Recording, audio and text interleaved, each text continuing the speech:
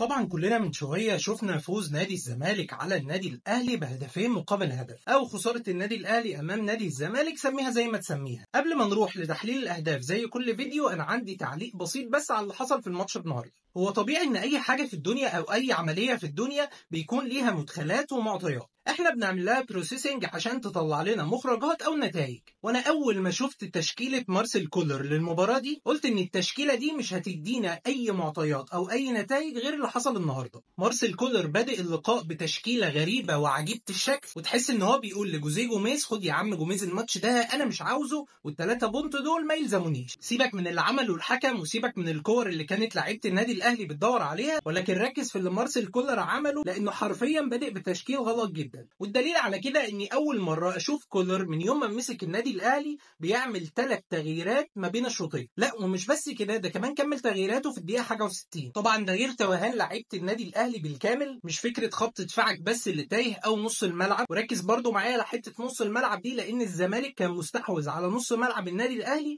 اغلب فترات اللقاء. وبرضو مش عاوزين نبخس نادي الزمالك حقه، لان الزمالك استغل اخطاء كولر واخطاء تشكيل مارسيل كولر وقدر انه يفوز النهارده بهدفين مقابل هدف. نروح نبص على اهداف المباراه، هتلاقي هدف الاول لنادي الزمالك، الكره ملعوبه من دفاع نادي الزمالك لاحمد حمدي اللي على طول بيغمز الكره ما بين 2 نص ملعب. وطبعا مش محتاج اقول لك ان هم بيضغطوا ضغط سيء جدا على لعيبه نادي الزمالك. وبعدها بتروح لناصر ماهر اللي بيعدي بكل اريحيه من قدام كوكا ويعمل دبل باس مع ترافيس موتيابا. كل ده بيحصل في وسط الملعب بلا اي ضغط من لعيبه النادي الاهلي. ده غير سيف الدين الجزيري اللي سرق رامي ربيعه في جزء من الثانيه، تحس ان رامي ربيعه كده حصل له ايرور، ما عادش عارف ولا انه يطلع يكشف خط التسلل ولا انه يرجع يلحق سيف الدين الجزيري قبل ما يحط جول. اللي زاد وغطى على كل ده سوء الحظ بتاع مصطفى شوبير، انه صد الكوره وبعدها خبطت في رجل سيف الدين الجزيري وعلى طول تيجي قدامه عشان يحطها هدف اول لنادي الزمالك. اما هدف التعادل للنادي الاهلي، طبعا الهدف تم احرازه بعد تبديلات مارسيل كولر،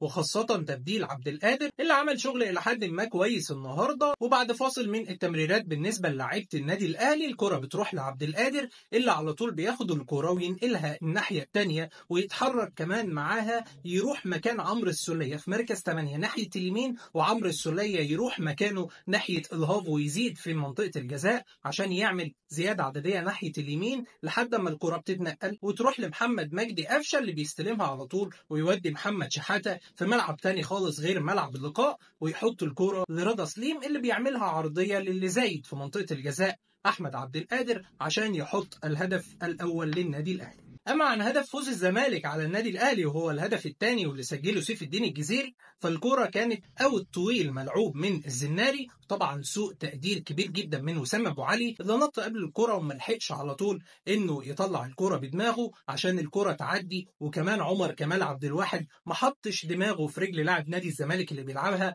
على الاقل يوم ما يطلعش الكرة تتحسب فاول للنادي الاهلي. وكمان رامي ربيعه اتاخر على مسيد نيمار يلعب الكرة بالعرض الناحيه الثانيه، ويطلع دونج على طول يحط الكرة من محمد عبد المنعم، الاثنين خبطوا في دماغ بعض وتنزل الكرة قدام رجل سيف الدين الجزيري اللي بيحطها على طول في المرمى. وبرضه سوء توفيق من مصطفى شوبير اللي صد الكرة في اول مره، ولكن برضه الدربكه اللي حصلت في دفاع النادي الاهلي. وبرضه بيني وبينك الكرة حابه نادي الزمالك جدا وعاوزه تدخل المرمى عشان يفوز نادي الزمالك على النادي الاهلي بهدفين مقابل هدف. زي ما قلت لك في الاول، نتيجه اللقاء يتحملها بالكامل مارسيل كولر، طبعا غير اداء لعيبه النادي الاهلي السيء سواء كان في الدفاع او في نص الملعب. النادي الاهلي عنده غيابات غيابات النادي الاهلي مؤثره، ولكن حتى في وجود الغيابات دي بالنسبه لسكواد النادي الاهلي كان ممكن لعيبه النادي الاهلي تعمل مباراه احسن من كده. وبكده يكون خلص الفيديو بتاعنا النهارده، اتمنى ان انا اكون وضحت ولو جزء بسيط من اللي حصل في اللقاء. ان شاء الله اشوفكم فيديوهات جايه كتير. سلام.